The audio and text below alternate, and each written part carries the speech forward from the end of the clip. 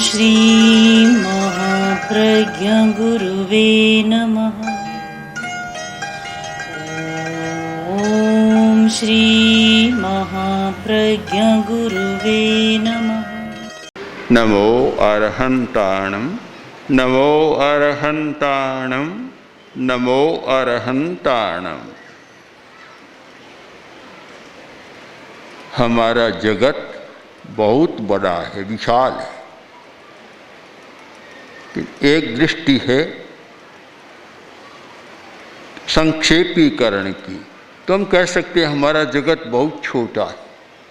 3 शब्दों में सारा जगत समा जाता है, ज्ञाता, ज्ञान और ज्ञेय।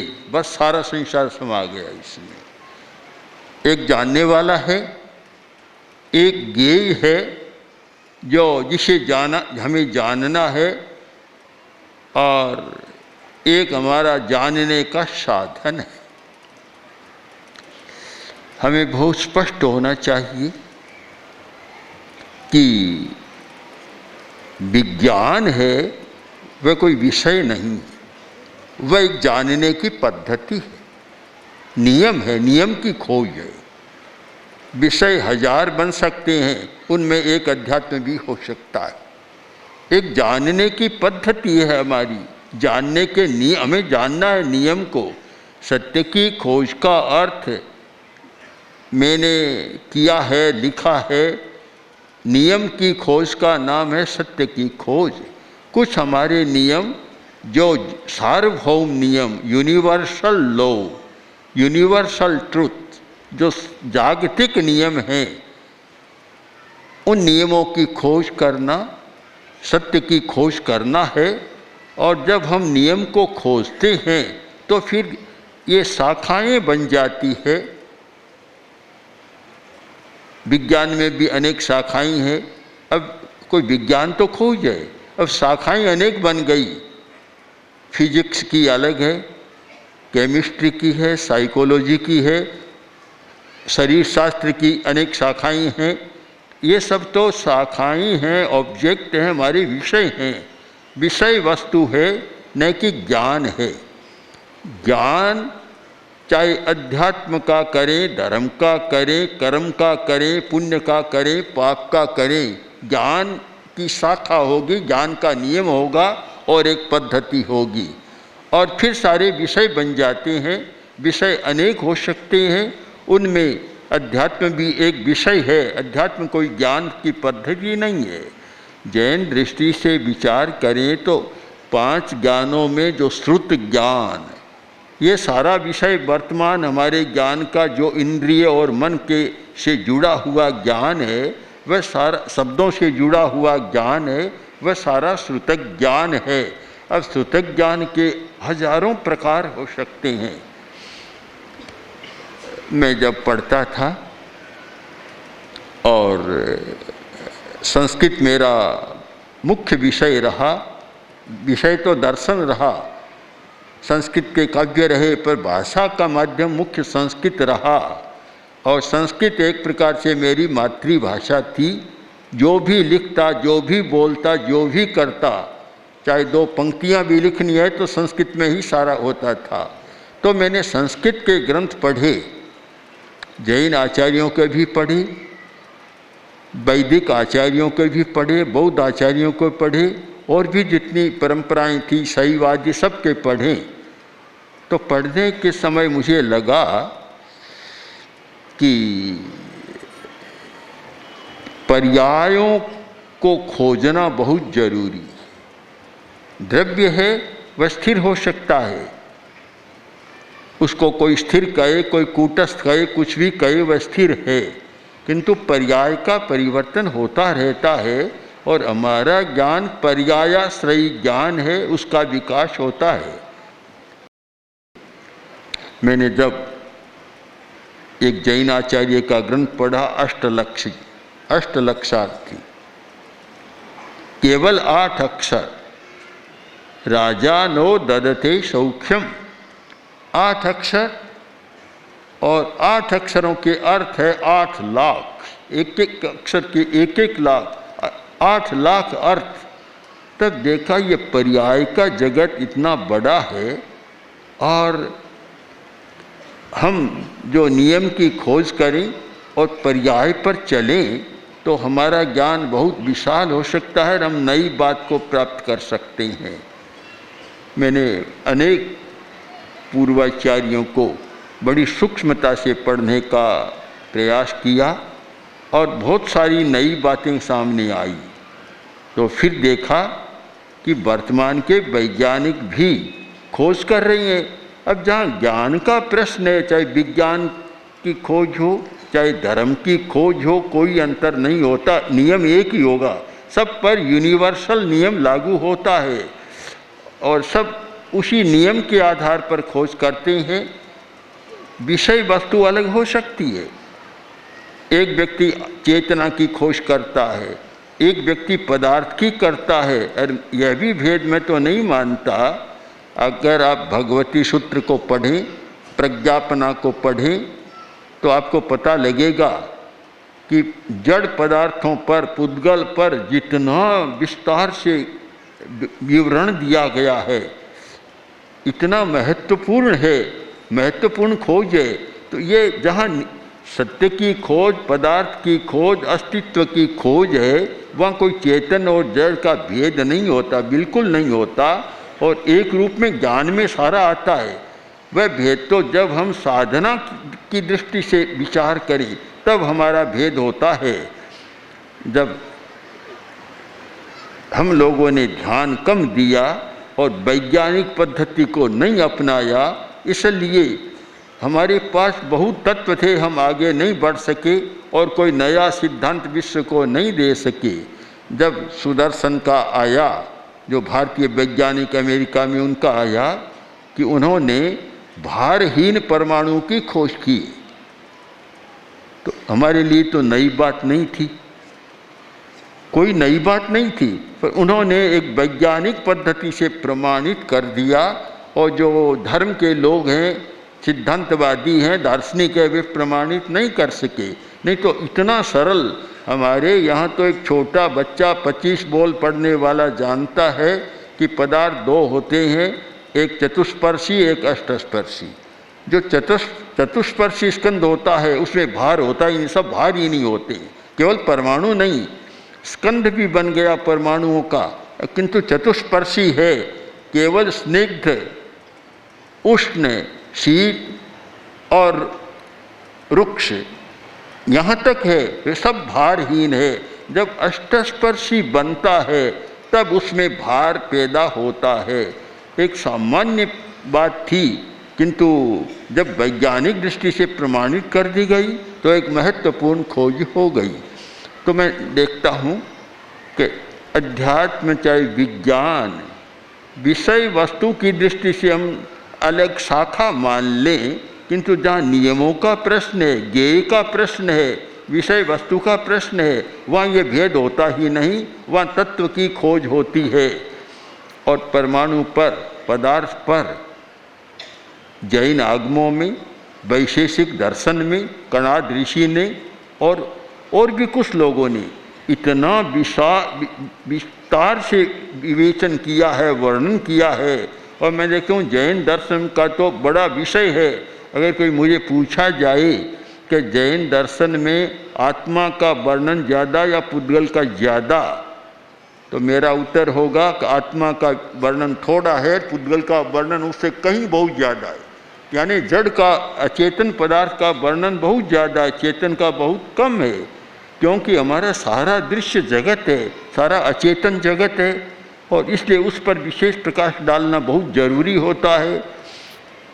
तो आचार्य तुलसी का एक प्रेरक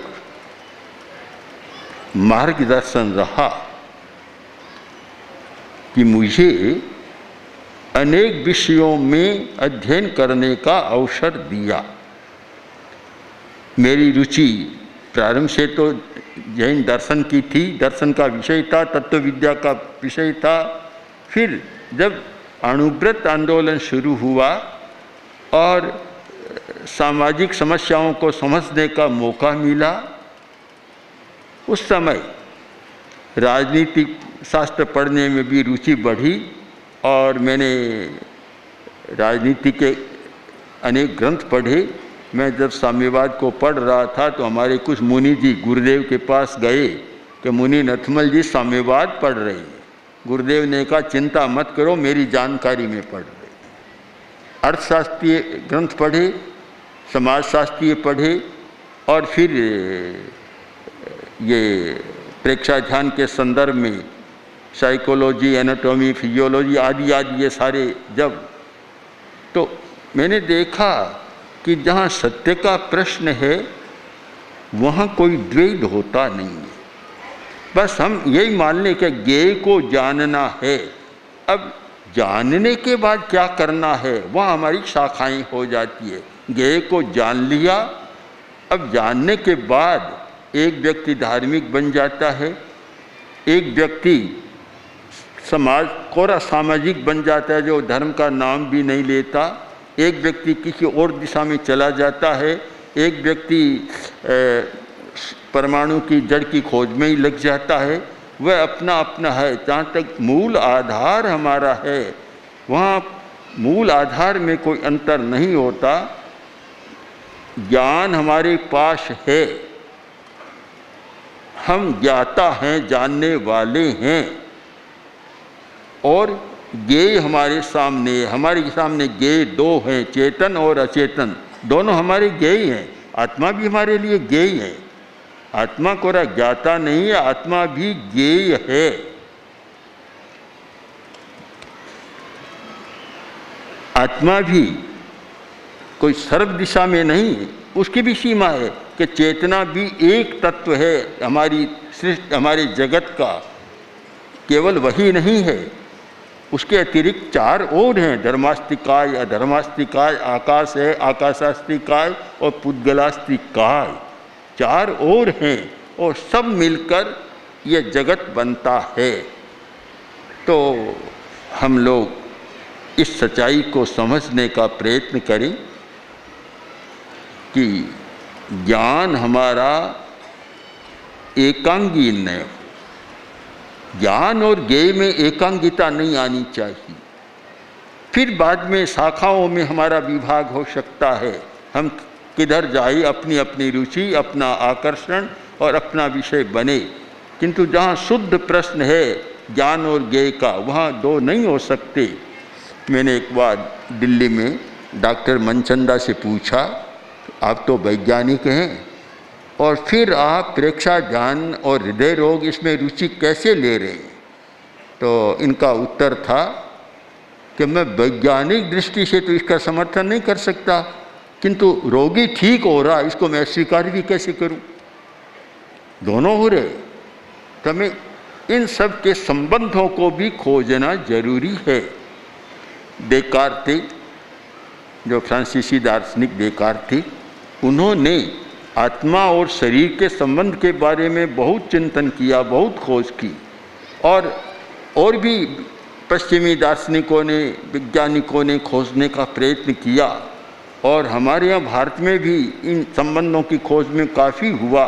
मैं भी इस बहुत लगा रहा कि कैसे संबंध होता है। शरीर तो अचेतन है, आत्मा चेतन है, दोनों का संपर्क कैसे स्थापित होता है, संबंध कैसे होता है, पुद्गल का चेतन और अचेतन का संबंध कैसे होता है। उत्तर भी हमने दिए, लिखा भी, फिर भी जिसको कह सकें कि एकदम 100% समाधान वैसा नहीं लगा।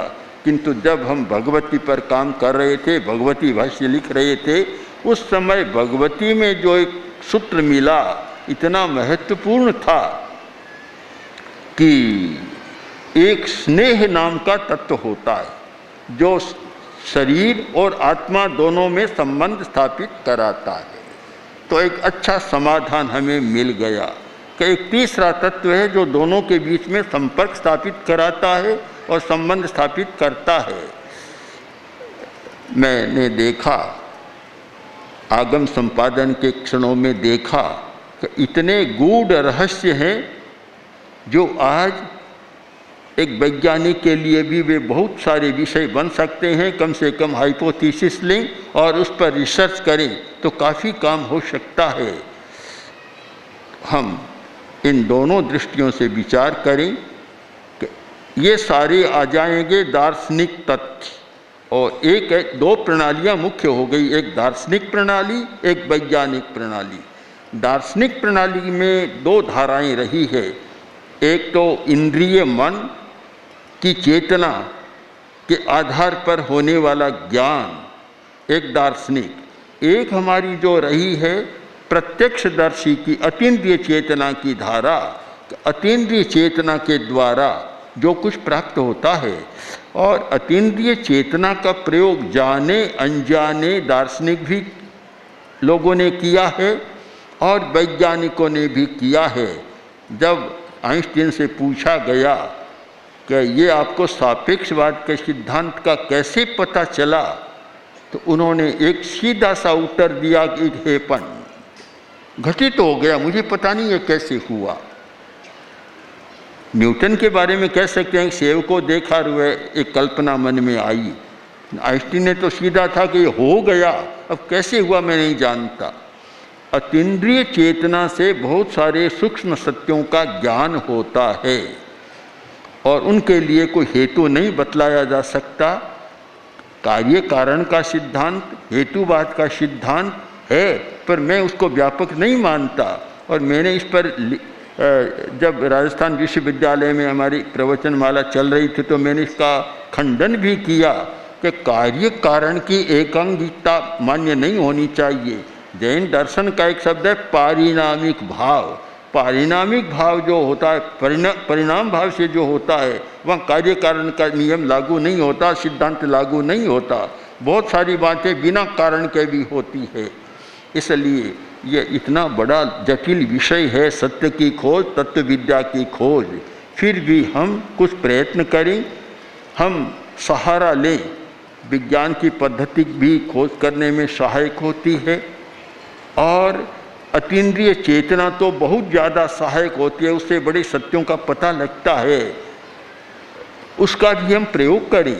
जैन दर्शन में जो मतिक ज्ञान के 28 प्रकार बतलाए गए हैं, वैज्ञानिक खोज के लिए बहुत महत्वपूर्ण है कि इंद्रिय चेतना भी कितनी जागृत हो सकती है और उसके साथ अतीन्द्रिय चेतना का योग भी हो सकता है। अनेक घटनाएं हैं, बहुत लंबा विषय है, अभी उसकी सारी चर्चा नहीं करूं। ये प्रसिद्ध बात है कि धन्वंतरी जाते और पेड़ के पास बैठ जाते और कहते कि तुम बता दो तुम्हारी क्या क्या विशेषता है। इस प्रकार 1 लाख पौधों की खोज उन्होंने की। कोई उपकरण नहीं, कोई साधन नहीं, कुछ नहीं, केवल अपनी अतीन्द्रिय चेतना, इंट्यूशन पावर कह दो, चाहे प्रतिभा को, प्रातिविज्ञान, तो उसके द्वारा इतनी बड़ी खोज की। लुकमान के बारे में भी और भी बहुत सारी घटनाएं हैं कि अतीन्द्रिय चेतना से भी बहुत सत्य खोजा गया है। तो हम फिर इस बात में स्पष्ट हो जाएं कि हमारी खोज करने का साधन है ज्ञान, और उसमें भी प्राथमिक है श्रुतक ज्ञान, और फिर आगे जाएं तो प्रातिज्ञान जो केवल ज्ञान, शुद्ध ज्ञान का एक मध्यवर्ती ज्ञान है, अथवा अवधिक ज्ञान भी हो सकता है। तो ज्ञान है और जानने के लिए ज्ञेय है, और हम जानने वाले हैं। बस ज्ञाता, ज्ञेय, ज्ञान तीनों पर विचार करें, और फिर शाखाएं तो 1000 हो सकती है, कितनी भी हो सकती है। तो शायद इस विषय को समझने में हमें बड़ी सुविधा होगी और हमारा काम भी बहुत अच्छा हो सकेगा।